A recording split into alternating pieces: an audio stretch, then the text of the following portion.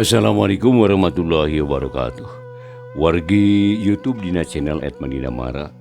Bo istri atau nabi pamaget anu nu sepuhna nuju ngantos dongeng Sunda tandos na warginya atau nabi nu mikaresep kana dongeng Sunda parantos siap-siap bade ngadaungkeun kumaha daramang sadina pamugi bae sarehatnya wargi. Sehat jasmanina, sehat rohanina. Digampilkeun rezekina oge ditebihkeun balayina. Aya dina penangtayungan atanapi lindungan Allah Subhanahu wa taala. Amin ya rabbal alamin. Eta pisan dipiara pusim kuring siang kalayan wengi. Wargi anu nuju ngantos-ngantos dongeng Sunda dina judul Ngadu Teluh karangan Kiliksa dina ieu bagian anu ka-58. Dina bagian anu ka-58 urang nyariskeun harita parid sareng astam anu ngaloris tempat anjeunna utamina kebon kopi, peuteuy kebon awi sareng sajabina nya wargi. Da kumaha lajeng naik carita mangadu jeung ngadaungkeun eta ngetang landung pang beberahmana. Ih, lega geuning sabaraha tumbak ieu teh mang. Mun teu salama 400 tumbak da tadina ge meuli atuh duitna ladang munding tah tina ladang munding ditambahan ku ladang ngajual pare saware tah. Indung bapa hidup maka asup jelema nu parasit bisa ngeureut neundeun teu awuntah kitu tah. Sarta naon bisa ngagunakeun harta anu matak teu aneh lamun ayeuna loba barangna teh. Ceuk astam muji kana katawakalan lanceukna. Nya muga-muga we urang duaan sing tiasa nuturkeun tapak lacak anu jadi kolot Kang. Urang nulad kana kahadeanana supaya hirup tangtuna oge pinanggih jeung naon kesenangan. Kitu tah. Harta banda anu loba teu matak jadi jaminan tah kana kesenangan hirup. Lamun henteu bisa mawana jeung teu bisa miarana. Ceuk parid bari mencerong harita kalandeuh nenjo kebon kopi anu ngampar teh. Tak bener kitu. Eta teh kewajiban urang pikeun naon teh? Napak lacak nu jadi kolot. Malah kudu inget kana papatah jenatna aki. Ceuk astam. Aki naon mah? Aki oyon. Na kumaha saurna? Lamun urang hayang pinanggih jeung kasenangan, ulah neangan kanu anggang. Ulah ngajugjug kanu jauh sabab senang jeung gumbirana aya dina diri urang. Jika mana menige ari teu bisa mawa diri mah moal papanggih jeung kasenangan. Dupi carana kumaha mah? Ceuk parid. Salah sahiji cara nu hade. Urang kudu boga rasa tanggung jawab. Bari mika resep, mika cinta, mika deudeuh ka lemah cai pribadi. Pek tah memule lemah cai. Piara alam padesaan tempat urang bumetah. Alam endah nu asri ku urang kudu dipiasih, dipiheman jeung dipiara. Urang desa boh urang kota hakikatna mah pangabutuh hirupna sarua wae nu beda teh ukur rupa jeung ngaranna. Da tetep sararea ge butuh ku cai, butuh ku angin, butuh kadaharan anu sehat. Eta kabeh disayagikeun ku alam nu endah, cai nu bersih nya ngaburial tina taneuh. Disebutna teh cinyusu. Awak nu seger datangna ti pagunungan anu geus kasaring ku daun-daunan jeung tatangkalan. Atuh dahareun anu sehat disayagikeun di kebon, di sawah jeung di tegalan. Boh parena, boh bebetianana, boh lalabna jeung buah-buahan anu sejena. Dah pangabutuh ieu teh bakal tetep kacumponan lamun alamna anu subur tur endah ku urang terus dipiara dipikanyaah. Nah, carana sing rajin melak tatangkala nu panjang umurna keur pamageuh taneuh supaya ulah uruyud jeung deui mangfaat tatangkalan teh. Dina usum hujan ngadalikeun cileungcang, moal kajadian banjir ongkah lamun di usum halodo bakal ngabijilikeun cinyusu anu loba. Lamun cinyusu loba nya cai walungan moal as nanti moal saat. Lamun walungan teu saat para patani moal susah ku cai keur nyiram tatanen. Lamun tatanen kasiram ka piara bakal tumuwuh subur. Mun tangkalna suburnya boh naon betina atuh. Boh buah bakal aya naon jadi sagala loba. Atuh lamun dahareun sagala loba deui subur makmur buah moal teh ceuyah nya. Malahan subur makmur loh jinawi eta teh ngaranna.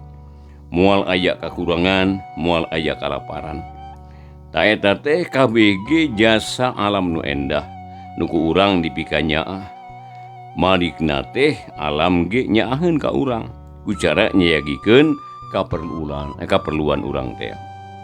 Tapi sabalikna jang mun tatangkalan dituaran ngalak mindeng ari melak ngedul akibatna pasir bakal belistir. Gunung-gunung bakal gundul, mun gunung geus gundul pasir geus belistir dina bregna hujan teh cileungcang moal ditahan moal katande. Ngaguridag, ngagulung di walungan malah. Ngawujud jadi banjir caah nu rongkah ngarusak kana banda manusia.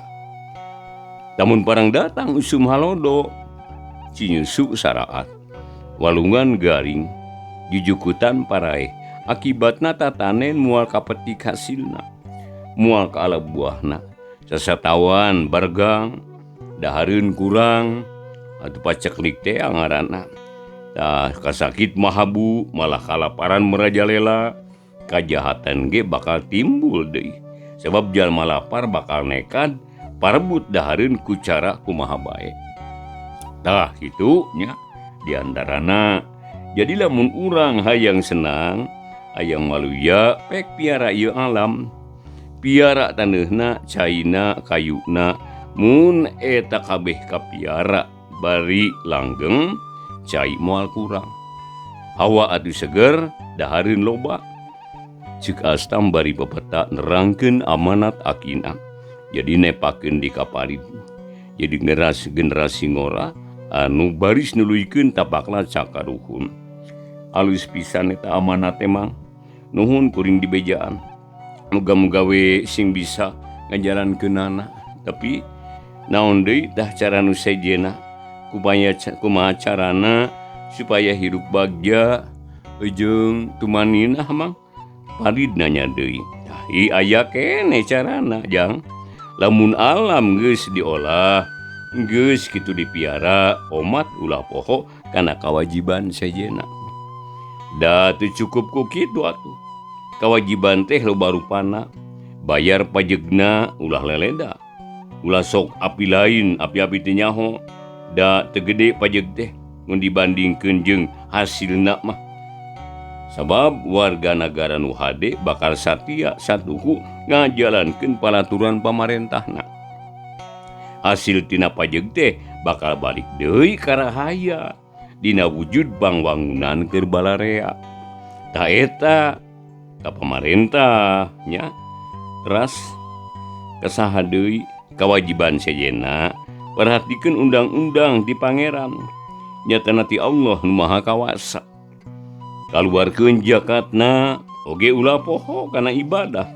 Sabab ibadah anu sejenna kayading salat, puasa jeung sajabana nya eta kabeh mangrupa rasa syukur ka Nu Maha Kawasa. Nu geus masihan pirang-pirang kanikmatan ka urang. Hiji jalma anu tumarima sarta syukuran ka Allah tina sagala nikmat bakal ditambah nikmatna ku Allah. Tapi sabalikna lamun manusia teu marima teu syukuran ka Allah maka bakal meunangkeun siksa anu berat. Jadi cindekna mah bigeun jalma anu soleh anu ngarti kana hak jeung kawajiban salawasna bakal tumut ka Allah, ka Rasul jeung ka pamarentah. Kitu cenah ceuk astam wargi bari bapatah ari parid harita unggut-unggutan sabab bapatah atawa pepeling ti pamanah teh akur jeung pamanggih manehna ti para kiai jeung ajengan nu diguruan ku dirina. leres pisan mang kahartos pisan ku abdi ge malima ajengan anu di Cianjur ge nya kitu pisan amanatna teh insyaallah abdi bade usaha sateka pola supados tiasa kitu. Aduh geuning geus beurang ieu teh mang ya hayu urang wangsul bisi di bumi seueur tamu da geuning sok rabul wae nu palai tepang karunya teu ditemonan mah ceuk Parid ngajak balik heuh eunam atuh dan nya geus hayang balik mangga ieu lapar di ongko tembal Astam. Atuh geus kitu mah wargi beral bae duanana miang ninggalkeun kebon kopi. Tapi bari lempang ge ente oleh galecok ngobrol duaan. Sagala dicaritakeun sono kitu nama tahun-tahun tetepung ari ayeuna papisah geus pada hideng jeung boga pamadegan. Jadi Parid asa boga bapa, Astam asa boga anak, duanana geugeu telayet.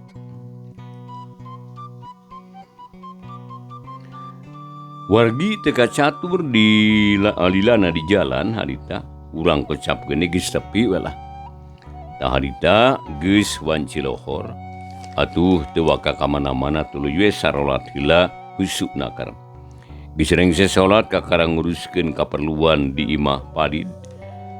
Atuh beberes manehna di tukang harita teh Parid teh.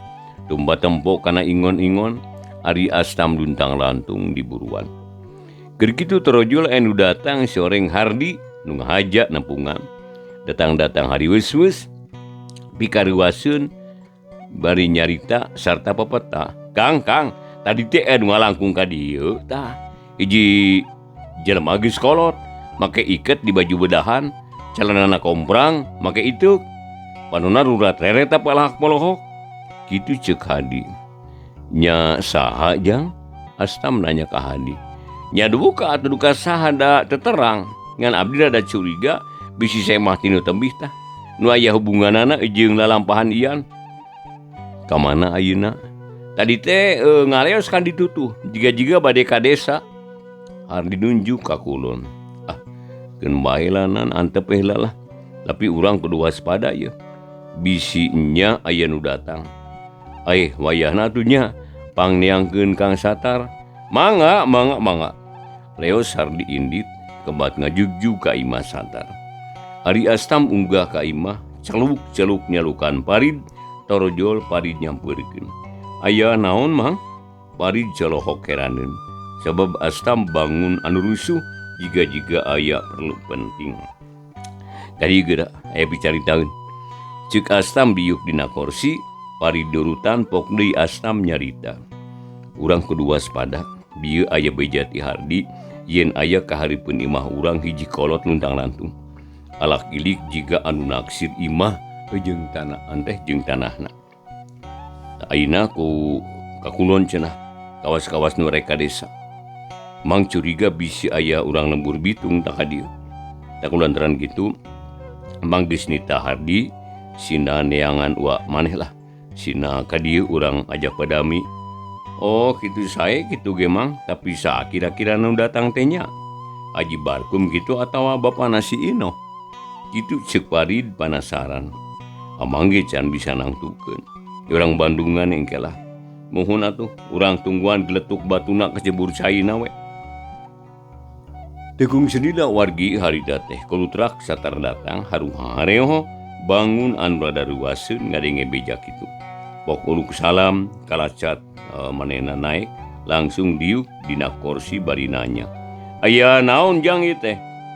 Aya beja ti Jang Hardi yen ka dieu aya hiji kolot luntang lantung nyurigakeun. Ayeuna ka kulon cenah muru ka balai desa. Abdi curiga bisi urang lembur bitung. Pangnaneang akang teh ayang aya batur pakumaha we abdi mah. Kitu ceuk Astam tandes. Heuh, urang teh kudu waspada kade ye bisi kapieulaan babar ye. Ka mana si Keke? Satar duak lieu.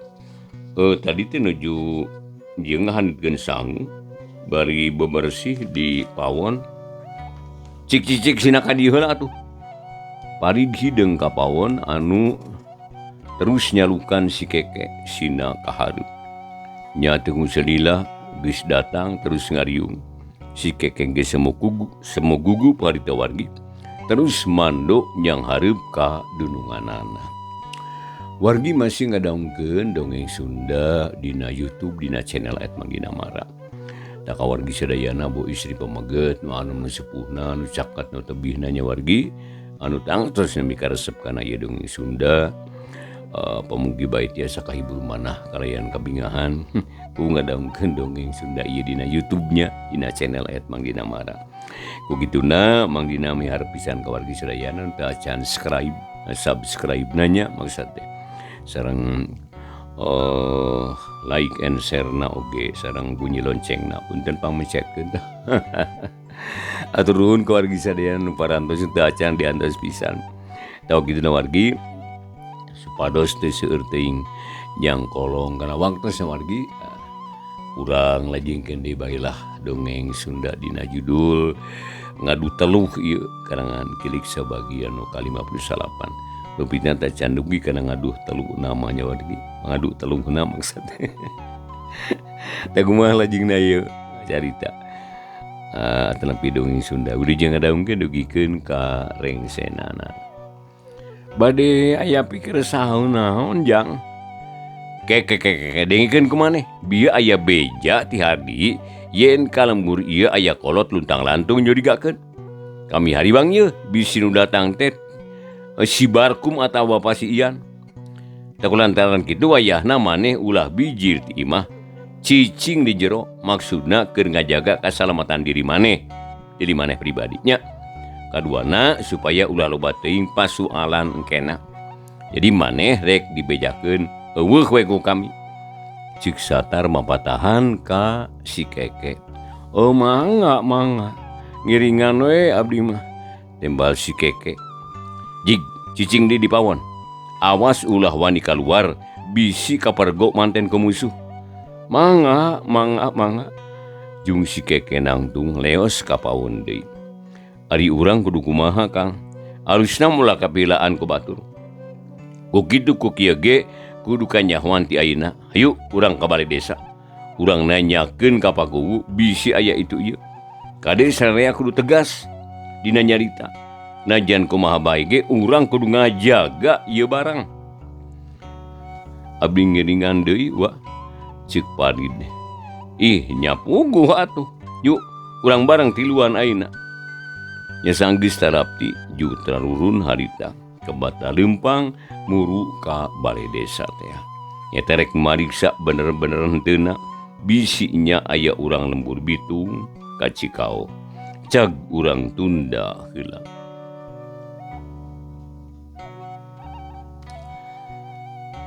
Wargi YouTube dina channel @manggina mara. Sangkaan satar jeung astam teh bener. Saanyana geus lila ka Cikao teh aya jelema anyar. Semah kasebutna malakung sita tanya ka tukang warung nanyakeun imah Ian jeung Ino, nanyakeun barang-barangna jeung sajabana. Tapi basa tadi Haji Barkum ngaliwat ka hareupeun imah Ian. Teu nyimpang tapi ngan ukur ngelikan wungkul dan niatna ge nu utama nama rek langsung maluruh ka desa. Sebab manehna geus boga modal mangrupakeun surat perjanjian jual beli teh. Aneh. Naha imah si Ian mani ti iseun. Ka mana jelemana cenah tah. Tapi dawaya kieu mau sum digarawe. Tangtuna ge keur di sawah. Aing rada curiga ieu. Boba si Ian teh bohong ieu.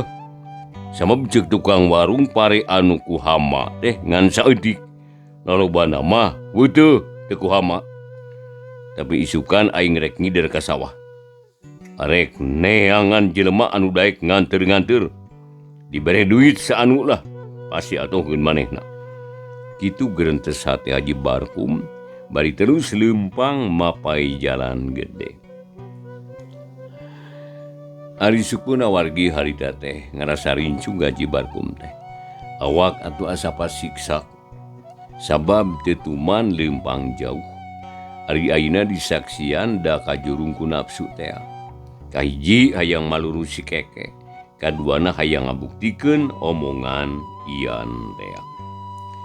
Geus meujeuhna nya kala harta banda nu taun-taun diperjuangkeun kitu ceuk pikiran Haji Barkum.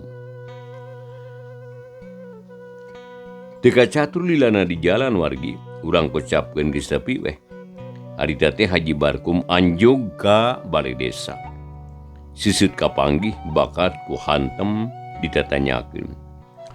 Assalamualaikum. Haji Barkum uluk salam. Waalaikumsalam. Mangga kalebet. Pakuwu anu nembalan teh ari juru tulis keur alak ilik bae kana pager desa anu geus bobo. Malah harita teh keur mikir-mikir pigantieunana. Haji Barkum ka jero bari rengku hormat. Seleundeung nyampeurkeun ka Pakuwu so ngajak sasalaman. Mangga calik mangga. Pakuwu ge sopanakar sarta nunjuk kana kursi. Atur nuhun Pak. Haji Barkum gek diuk. Punten bari tumaros teh. Dupi bapak teh nu ti mana teh da asa-asa nembean tepang. Pakuwu terang-terangan da nya anyar pinanggih. Leres pisan nembean patepang gitu. Margi sim kuring teh tinu tebih. Dongkap ka dieu nembe aina pisan. Anu sakantenan nepangkeun sim kuring Haji Barkum ieu ti Lembur Bitung.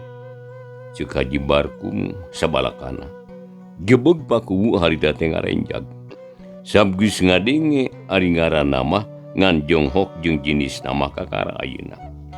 Tapi akhirna mah wargi ngarasa atoh bisa tepung jeung jelema nu kungsi jadi bukur catur urang lembur, jadi bahan carita urang desa. Jeung deui bakal bisa nanya langsung kana urusan tanah anu diparebutkeun teh. Bagja temen. Nuhun alhamdulillah sim kuring tiasa ditepangkeun sareng bapak. Mangga atuh geura saurkeun. Bade aya pikir saeunaon. Manawi sim kuring tiasa ngabantu. Ceuk Pakuwu harita wargi. Atur nuhun bapak. Bade tumaros heula teh sim kuring teh. Da dupi Pakuwu aya kitu upami percanten mah sim kuring. Pakuwu nunjuk dadana. Oh bagja nuhun alhamdulillah lah. Dasar milik ieu mah. Geuning gampil batepang deh nya. Buku selami sim kuring teh hoyong ngadeheus jalaran aya lereskeun ieu teh. Kitu cenah ceuk Haji Barkum margi. Mani marah mai.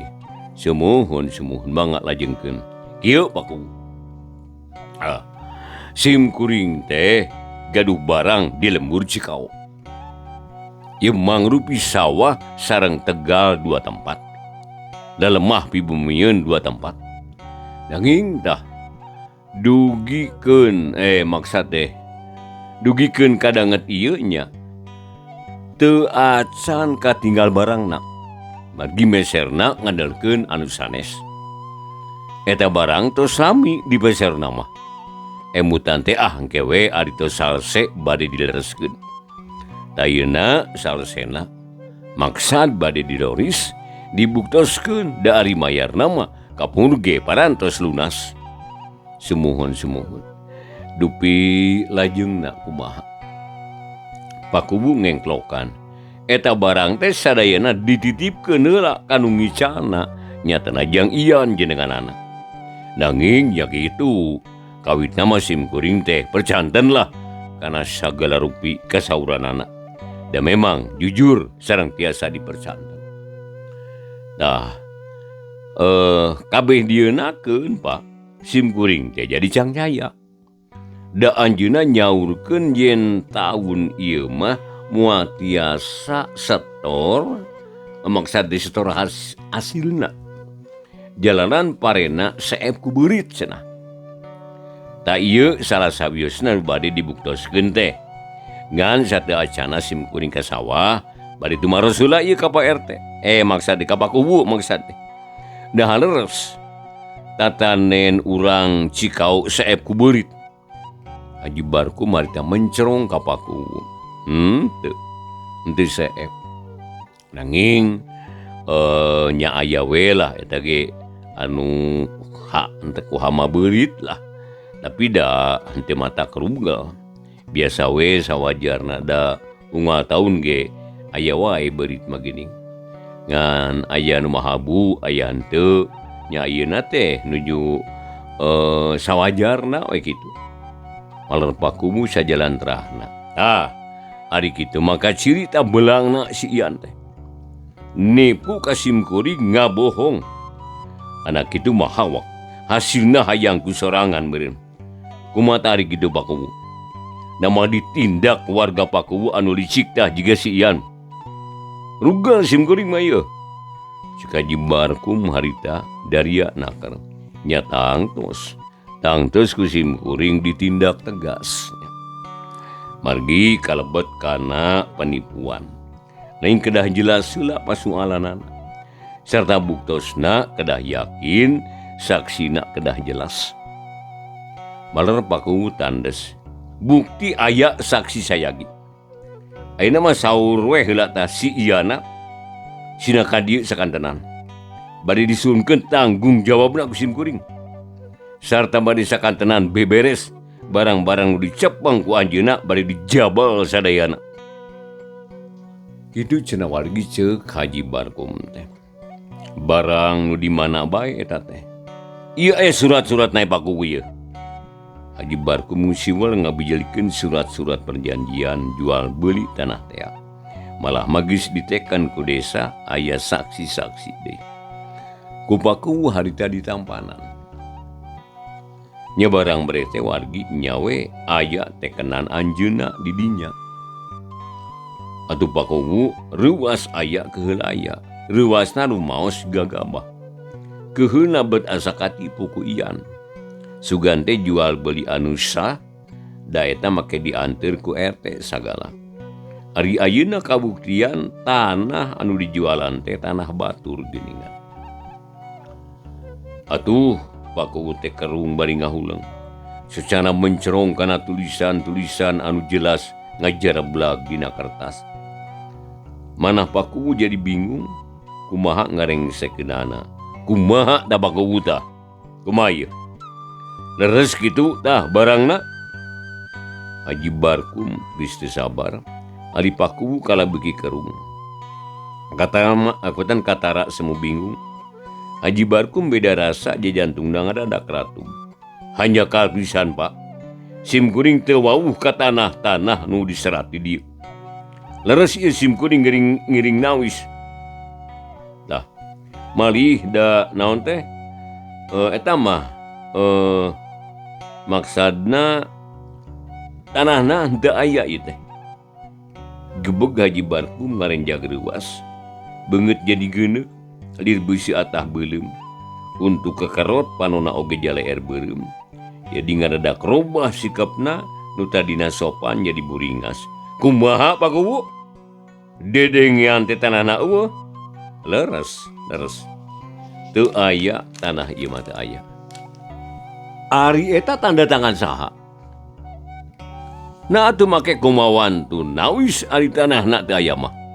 Anak kitu Pakuwu teh kalibet kana penipuan. Ngajual tanah teu aya buktina.